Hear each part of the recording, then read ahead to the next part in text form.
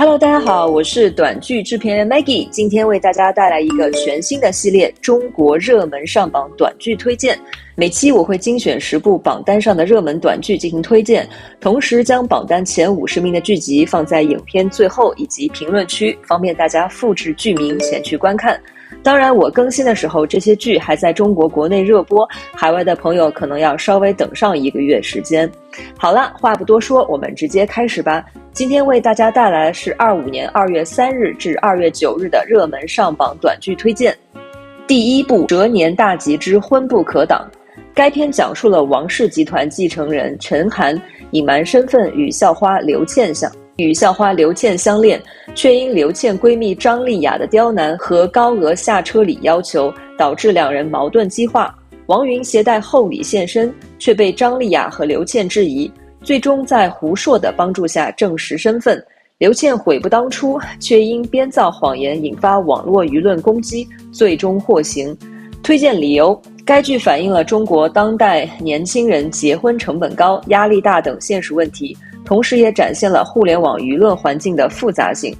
对于外国观众来说，可能很难理解中国的彩礼习俗。彩礼是男方家庭在婚前给女方家庭的财物或金钱，是婚姻的一部分，女方也会陪嫁相应的财物或金钱。这种习俗在中国已经有2000多年的历史，形式和意义随着社会的发展不断演变。如今彩礼成为互联网热门话题之一，部分原因在于某些地区巨大的男女比例差异。高额彩礼的形成是一个复杂的社会议题，这里不做深入讨论。本剧切中了男性在婚姻中所面临的巨大经济压力，用简单直接的方式成为了男性释放压力的出口，将女性置于金钱至上的位置，从而占领道德高地，让男性观众在短暂时间内获得情感上的满足。个人不建议女性观众观看，但它确实是中国互联网上男女对立的一种写照。如果你想了解这种对立的具体表现，倒是可以一看。爆火的原因：剧情贴近生活，彩礼、闺蜜背叛等话题引发了男性观众的强烈共鸣。这些话题在抖音、微博等平台引发热议，观众自发参与讨论，形成话题热度。陈涵作为单纯善良的富家子弟，勇于追求爱情，符合男性观众的自我投射。刘倩从校花到被爱情冲昏头脑，在闺蜜影响下迷失自我，展现了人性在爱情中的复杂变化。张丽雅的嫉妒与刁难放大了人性中的负面特质，引发观众的批判情绪。这种对负面人物的刻画加深了剧情的矛盾冲突。观众在讨论剧情和人物的同时，也为短剧做了免费宣传，进一步扩大了其影响力，吸引更多人观看。快节奏的剧情推进和社交媒体的话题发酵，使其成为短剧市场中的爆款。第二部《乾坤一掷镇山河》，剧情简介：故事发生在大仓帝国，朱洪天作为威震四方的帝王，心系苍生，时常微服私访。一日，他亲临定国寺祈福，本是一片祥和之景，却被一名僧人突然拔剑相向打破。刺客以死揭露民间百姓的疾苦与不公，这让朱洪天心中的疑虑顿生。毕竟长久以来，他听到的是朝臣们的歌功颂德，看到的是繁华表象。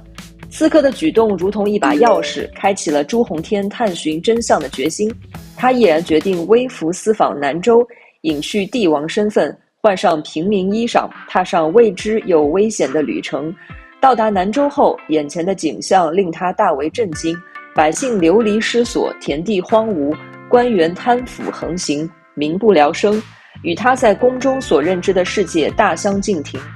目睹这些惨状，朱洪天内心燃起愤怒之火，誓要揭开真相，严惩贪腐。他深入民间，在调查过程中发现了诸多惊人秘密，原来这背后隐藏着巨大的阴谋与贪婪。那些看似忠诚的朝臣早已被利益腐蚀，成为悲剧的推手，但朱洪天没有退缩，凭借智慧与勇气，与腐败势力展开激烈斗争，最终揭露真相，严惩罪魁祸首，给百姓带来安宁与希望。推荐理由：朱洪天这一角色形象立体而丰满，作为帝王，他有着掌控天下的威严与谋略，在面对未知的危险与复杂的局势时，展现出果敢与冷静。在微服私访期间，他又能放下身段，深入民间，倾听百姓心声，对百姓的苦难感同身受，心怀悲悯与正义。他的性格中既有王者的霸气，又有普通人的温情，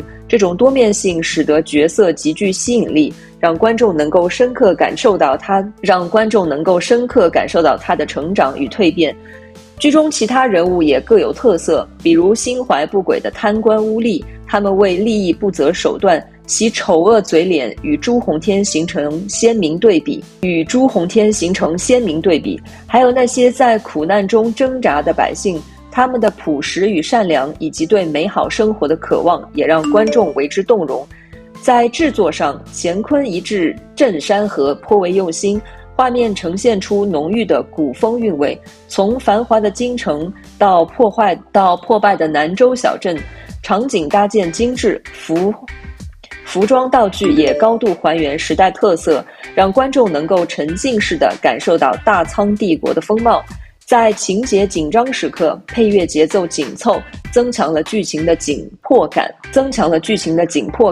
而在展现朱洪天与百姓互动等温情场景时，音乐又舒缓悠扬，恰到好处地烘托出氛围。乾坤一掷镇山河通过精彩的剧情、鲜活的人物和精良的制作，为观众讲述了一个关于正义与勇气的故事，激励着每一个心怀正义之人，在生活中也能勇敢地为真理和正义而战。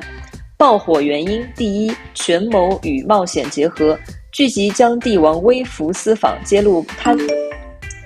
贪腐的权谋主线与民间冒险相结合，既有朝堂斗争的紧张感，又有民间疾苦的真实感，剧情层次丰富。第二，正义与勇气的主题。剧中朱洪天为百姓伸张正义、对抗腐败的故事，契合观众对公平与正义的期待，容易引发共鸣。第三部，谁言西周不知义？剧情简介：现代射击比赛冠军夏瑾意外穿越到民国，成为自己十分喜欢的少帅沈彦州的妻子。面对少帅府的内忧外患，夏瑾凭借现代人的智慧与射击冠军的身手，拳打心机女，脚踢反派，成功化解一次次危机，逐渐赢得沈彦州的欣赏与喜爱。两人在乱世中感情升温，最终收获平安与幸福。推荐理由：这部剧融合了穿越、甜宠、逆袭等元素，现代与民国的碰撞形成鲜明对比，给观众带来新鲜感。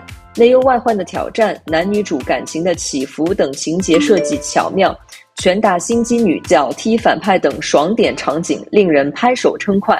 情感与冲突的极致拉扯牢牢吸引了观众。此外，本剧制作精良，对民国文化与时尚元素进行了精致的融合，服装与布景设计用心，为观众构建出一个富有生命力的民国世界。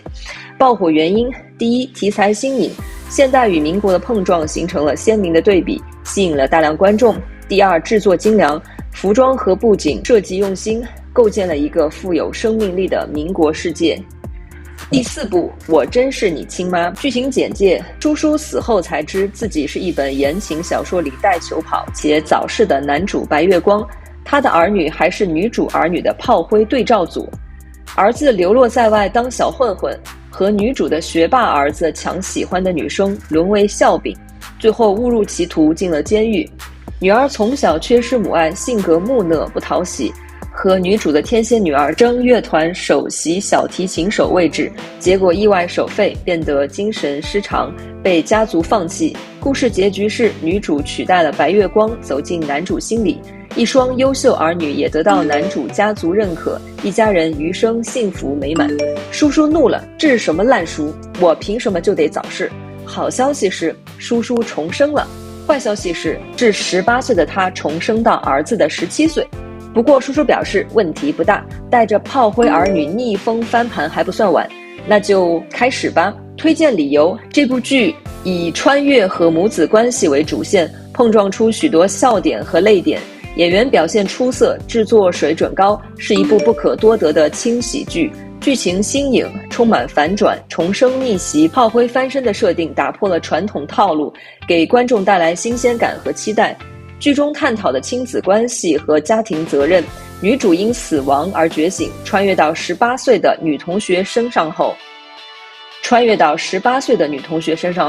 在错失儿子10几年的成长与教育后，如何拯救儿子，避免他成为书中的炮灰，为现实中母子之间的相处方式提供了解题模板。剧情设计幽默搞笑，节奏轻快，适合在忙碌的生活中放松心情。演员表演出色，制作精良，观感舒适，值得一看。爆火的原因，第一，穿越与重生设定，为观众带来爽感，同时对母爱和家庭关系的刻画引发情感共鸣。女主舒舒重生后，决心改变自己和儿女的命运，这种逆天改命的设定非常吸引观众。第二，炮灰翻身剧情，绕炮灰儿女逆袭展开，打破了传统言情小说中配角只能悲惨收尾的套路，给观众带来新鲜感。第三，多重冲突设定，故事丰富有趣，女主不仅要改变自己的命运，还要摆脱儿女，摆脱炮灰命运，剧情冲突强烈，充满张力。第四，情感共鸣，女主舒舒作为母亲，为了儿女的未来拼尽全力，展现了母爱的伟大和无私，容易引发观众的情感共鸣。第五，逆袭爽点，女主和儿女一步步逆袭的过程充满爽感，满足了观众对翻身打脸剧情的期待。第五，好一个乖乖女。剧情简介，本剧讲述了女主角陆明瑜跌宕起伏的人生故事。陆明瑜原名陆明野，在父母因车祸离世后被大伯收养，却未曾料到陷入了长达10年的精神折磨与软禁的黑暗深渊。表面上她是一个柔弱温顺的乖乖女，实则内心有着强大的精神内核，一直隐忍等待着反抗的时机。在姐姐的婚礼上，陆明瑜所画的狰狞嗜血骷髅吸引了湘江段家二公子暗脉少主段修明的注意。心思敏锐的陆明瑜猜到段修明的身份后，决定利用他来脱离家庭并展开复仇计划，而段修明却对他一见钟情，即便知晓自己被利用，也甘愿成为他复仇路上的利刃，给予他绝对的信任与顺从。随着两人的相处，陆明瑜逐渐被段修明的真心所打动，他们在相互支持中共同成长。陆明瑜不仅成功逃离了陆家，还找回了12岁那年光芒万丈的自己，实现了从被压抑的乖乖女到独立自信女性的蜕变。最终，陆明瑜与段修明终成眷属，收获了属于他们的甜蜜爱情。推荐理由：第一，精彩反转的剧情，犹如坐过山车，充满了意想不到的反转。从乖乖女陆明瑜被家庭长期禁锢的压抑开端，到她借助段修明展开复仇反击，剧情跌宕起伏，时刻抓住观众的好奇心，让人迫不及待想知道后续发展。第二，主角形象鲜明饱满，陆明瑜表面柔弱，内心强大，在困境中不屈不挠的成长历程，让观众感同身受，产生强烈的共鸣。而段修明深情又甘愿为爱人付出一切的设定也极具吸引力，两人的人物互动充满张力。第三，甜度爆表的爱情线，在复仇的紧张氛围中，陆明瑜与段修明从利用到真心相爱的情感转变自然流畅。段修明对陆明瑜毫无保留的信任与支持，满足了观众对美好爱情的幻想，撒糖情节不断，让人心动不已。第四，快节奏叙事风格，每一集都有新的爆点和推进，能在短时间内为观众带来高密度的剧情享受。第五，打破传统套路，该剧聚焦女性的自我救赎，情节设计巧妙，演员表演惊艳，制作团队用心打磨每一个细节。爆火原因，新颖独特的剧情。在众多甜宠虐恋类短剧扎堆的市场中，好一个乖乖女另辟蹊径，以女性自我救赎为核心，而非单纯追求爽感。女主陆明瑜被大伯家精神折磨与软禁10年，却能在困境中隐忍，利用男主展开复仇计划，从柔弱乖乖女成长为独立坚强的女性。这种剧情线打破常规，极易引发观众共情。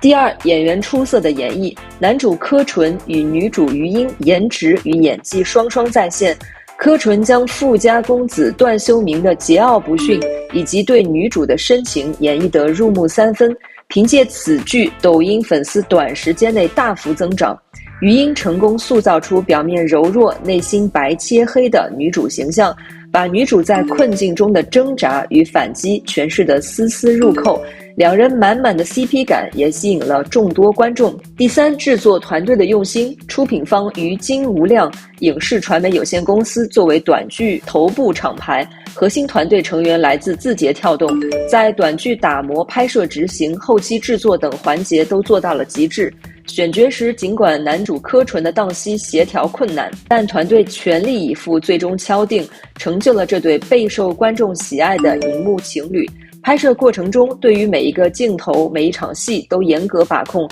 后期剪辑打磨的时间也比一般的短剧要长。第6部，长公主天生降骨，养娃黄泉两不误。剧情简介：长公主秦瑶光因为听信女配的谎言，误以为驸马送回来的孩子是外室所生，于是虐待折磨3个孩子。长大后的3个孩子成为人人喊打的反派，男主也战死沙场，偌大家业便宜了女配。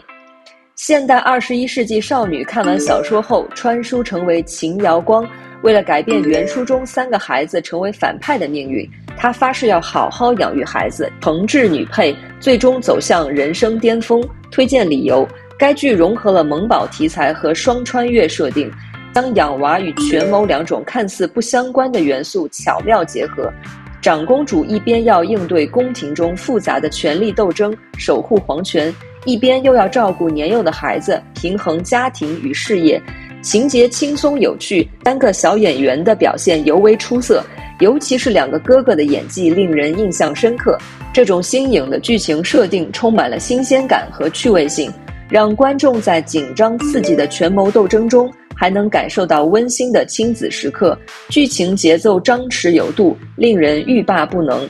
双穿越设定是一大亮点，女主穿越，女配也是穿越而来。可惜的是，女配穿越的设定并未完全发挥，观众未能看到一场精彩的强强对决，略显遗憾。爆火的原因：第一，题材新颖。在古装题材扎堆的影视市场中，该剧别出心裁地将养娃日常与宫廷权谋融合，创造出了全新的剧情看点。第二，萌宝与双穿越的设定。萌宝题材在国内外都备受喜爱，双穿越设定为剧情增添了亮点，吸引了大量观众。第7部，老千。老千的故事围绕着男主初六展开。初六出身千门，童年时亲眼目睹父亲被人砍去4肢，悲惨离世。父亲临终前将一张老照片交到他手中，这张照片成为他追查当年真凶与真相的唯一线索。从此，初六踏上了充满艰难险阻的探寻之路。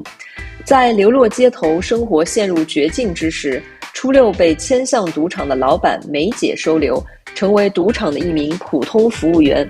为了不暴露自己会签数的事实，他一直小心翼翼地隐藏着自己的能力。然而平静的生活并未持续太久，迁向赌场突然被人找茬，陷入危机。为了报答梅姐的收留之恩，初六在关键时刻亮出了自己的手艺，凭借高超的签术，成功化解了赌场的危机。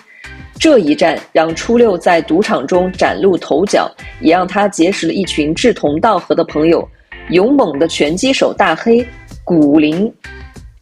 精怪的龙门小朵，以及赌界前辈老千红野。有了朋友们的支持，初六复仇的脚步开始加快。他们锁定了仇人嫌疑人蜈蚣，精心设局，将蜈蚣送进了局子。本以为大仇得报，可初六却发现真正的幕后黑手还隐藏在黑暗之中，他的复仇之路才刚刚开始。推荐理由：紧凑的剧情节奏，从初六童年目睹父亲惨状，到流落街头被收留，再到凭借签术化解赌场危机，剧情环环相扣，悬念丛生。